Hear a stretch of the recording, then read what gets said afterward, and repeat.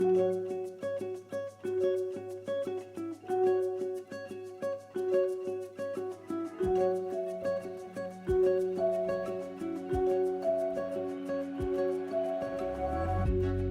everyone. Thank you so much, Cheryl. And just a reminder, you guys can keep sending in questions. We are going to be having a panel discussion with 6 panelists, 7, including our moderator, Dr. Gonzalez, who's going to come back. So we will get to those questions, but for the time being, we're going to move right along.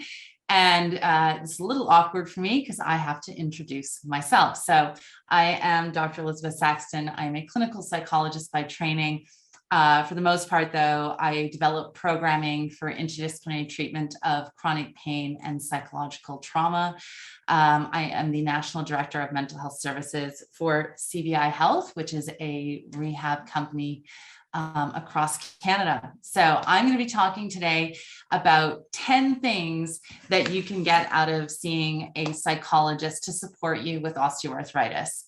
And those 10 things are going to take you through an entire journey so that hopefully at the end of this, you will realize that going to see a psychologist is not just going to talk about it. It is in fact treatment. And as you've heard today, there are so many treatments that can be effective in supporting people with lived experience.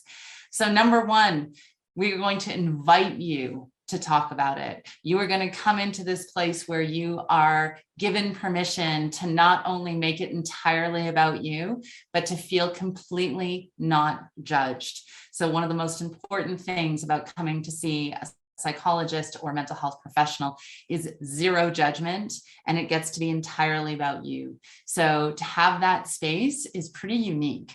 And when you're going through some of those conversations, sometimes, you might worry that you're being a burden or that you're offending people. And this is really going to take you to that place where you don't need to worry about that, and you can really make it all about you. We are going to listen. So we will give you the space and time to communicate everything you want.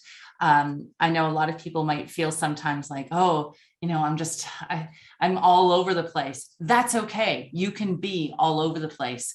There's a lot that comes at you when you get a diagnosis of osteoarthritis, or when you're getting all of these conflicting opinions or offerings. And it's not just the healthcare practitioners, it's your friends, it's your family, it's your neighbors. We will listen to all of it.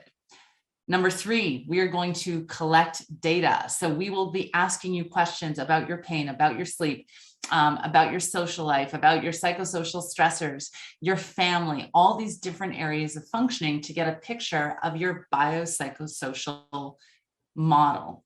We want to be able to look at all of these different pieces and how they interact with each other. So we're going to be collecting that data, because the other thing we want to do is we want to know that we have a baseline. So we want to know where we're starting from so that we can see if we're making progress, or where we're making progress and where we might still need to do some work. Number 4, you are not just coming in to talk about the same thing week after week. We are going to set goals, and we're going to do that together, because the best goals to set are the ones that are relevant to you. And honestly, sometimes just figuring out what goals are most important to you is part of the process. So based on what we've heard, without judgment, and the data we've collected, we are going to set targets. What do we want to create a treatment plan around? And then from those different goals, we are going to create a really specific treatment plan to be able to support you through that journey. So far, so good. It sounds like a pretty sweet deal to come in and see a psychologist. Well, now we get to the tricky part. We're going to challenge you. And this is a very real thing. My brother works in the pharmaceutical industry, and he often jokes that lifestyle is the hardest condition to treat.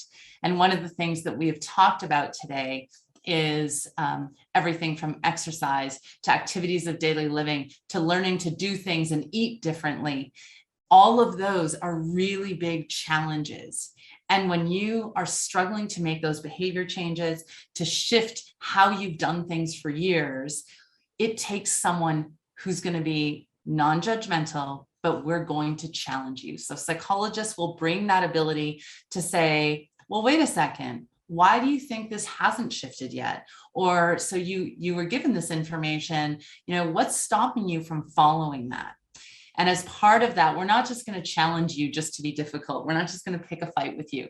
We are absolutely going to provide education. So whether it's trying to change a behavior or change our mindset or what's going inside our brains and that internal locus of control, mood, dopamine, all of those different pieces, the neurotransmitters, we are going to give you education. It is all in your head, not really, but kinda, because that's where the pain receptors are. So when you have that education and why all of these changes, what's stopping you and why it's so important, that education and that ability to challenge you, to push you is really important to psychological treatment. And then we have the strategies.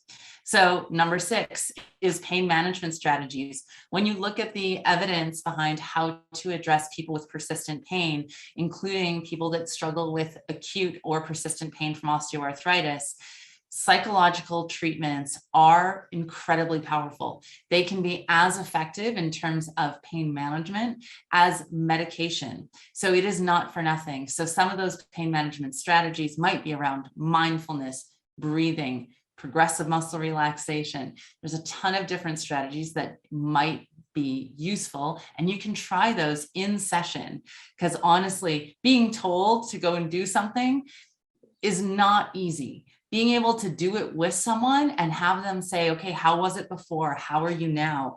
How's your pain? Did it shift? What was that experience like? Really increases the likelihood that you're going to incorporate that into your daily practice. Number 7, sleep. Often the minute we have pain issues, we have sleep issues. So when it comes to maybe the posture, the position, changing, feeling, recognizing that our pain and from osteoarthritis is less when we have better sleep. Those can all be really, really important, including when it comes to things like inflammation. So we're going to focus on sleep restriction, not just sleep hygiene, which a lot of people are familiar with the concept of sleep hygiene. Sleep restriction is about figuring out what your sleep schedule needs to look like and getting it back on track. Because often, and I'm going to say it, during the pandemic, there were a lot of times where we were hanging out in our bed, on our phones or on our laptops because, well, we didn't really have a lot of places we could go. So being able to shift that so that we regulate our body back into the bed is for sleeping, the bed is where we are resting, it's not where we are doing our electronics or our work, and making sure that we're hitting that sleep efficiency target of 85% of the time you are in bed, you are spending it sleeping.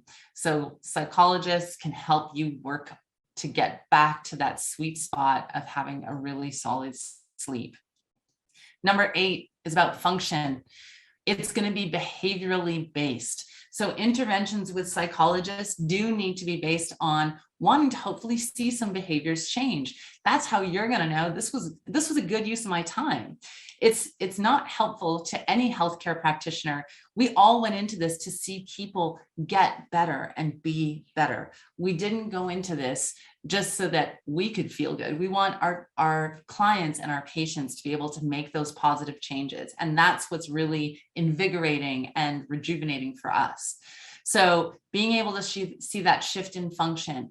Can you do that activity that you thought maybe you wouldn't be able to do? Have you set a target of being able to go on a hike with a friend or return to playing a sport that you haven't done? Maybe you were afraid. Maybe it's challenging that fear of re-injury by doing some in vivo exposure activities so that fear of re-injury that you've had, that you've gotten the education, you've talked to your healthcare practitioners, you know it's safe. How do we make that last step into making it an action? Number 9, we are going to be focusing on your values. Values are the number one best way to motivate you, not only in the short term. Some of the short-term rewards are really good for that, but this is about changing behavior long term. And that happens by having an integrated value. If it's aligned to who you are and what's important to you as a person, things like family, relationships, love, ultimately, those are the most important things to you and what are going to drive your behavior more so than just hearing even evidence or education. if it aligns to your own internal values, that's what's going to make that shift. And then number 10 is ultimately, we want you to feel comfortable and proud and empowered at being you. So we want to take all of these pieces and recognize that even with osteoarthritis, with other diagnoses or comorbidities, with everything going on, you are still who you are, whether that is a parent, a child, a sibling, a friend, a teammate, an employee, whatever that is, all of those are integrated into this identity of who you are. So just like at the beginning, the 10th thing is we are going to make it all about you and have you be comfortable being you.